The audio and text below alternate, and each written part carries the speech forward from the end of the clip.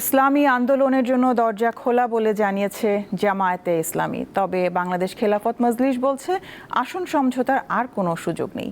জামায়াত নির্বাচনী প্রচার শুরু করবে 22 জানুয়ারি। এছাড়া নির্বাচনী ইশতেহার চূড়ান্ত হয়েছে বলেও জানিয়েছে দলটি।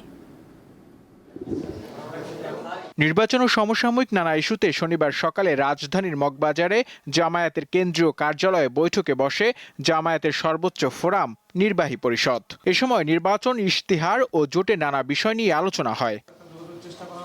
বৈঠক চলাকালীন জামায়াতের অফিসে যান বাংলাদেশ খেলাফত মজলিসের আমির মামুনুল হক। নিজেদের ব্যর্থতায় 11 দলীয় জোট শেষ পর্যন্ত টিকেনি বলে জানান তিনি।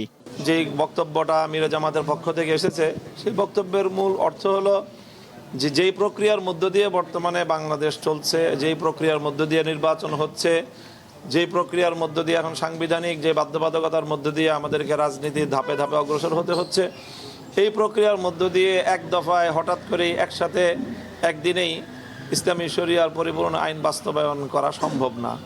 এই সম্ভাব্যতার জায়গাটাই উনি বলেছেন।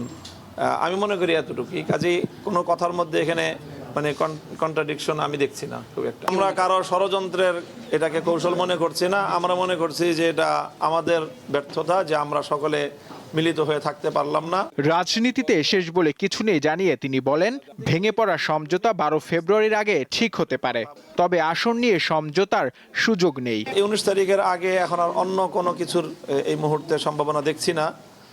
বরং আমরা এটাই ধরে নিয়েছি গতকালকের ইসলামী আন্দোলন বাংলাদেশের প্রেস ব্রিফিংয়ের পরে যে ওনারা 300 আসনেই এককভাবে নির্বাচন করছেন, সেটা ধরে নিয়ে এখন আমরা আমাদের কর্মপরিকল্পনা সাজাচ্ছি। পরে জামায়াতের সহকারী সেক্রেটারি জেনারেল এহসানুল মাহবুব জুবায়ের বলেন, ইসলামী আন্দোলন বাংলাদেশের জন্য দরজা সব সময় খোলা আছে। বাকি 47টা আসন নিয়ে আপনাদের কোনো আলোচনা হয়েছে কিনা? আন্দোলনত যে 10টি দল নির্বাচনী ঐক্য প্রক্রিয়া যারা আছেন তার একটা লিয়াজো কমিটি আছে।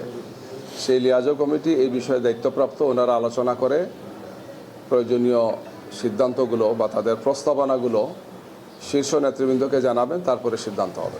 তিনি জানান, 22 জানুয়ারি ঢাকা মহানগরে জামায়াতের আমিরের কর্মসূচির মাধ্যমে শুরু হবে নির্বাচনী সফর। জামায়াতে ইসলামী নির্বাচনী ইশতেহার চূড়ান্ত বলেও জানান তিনি।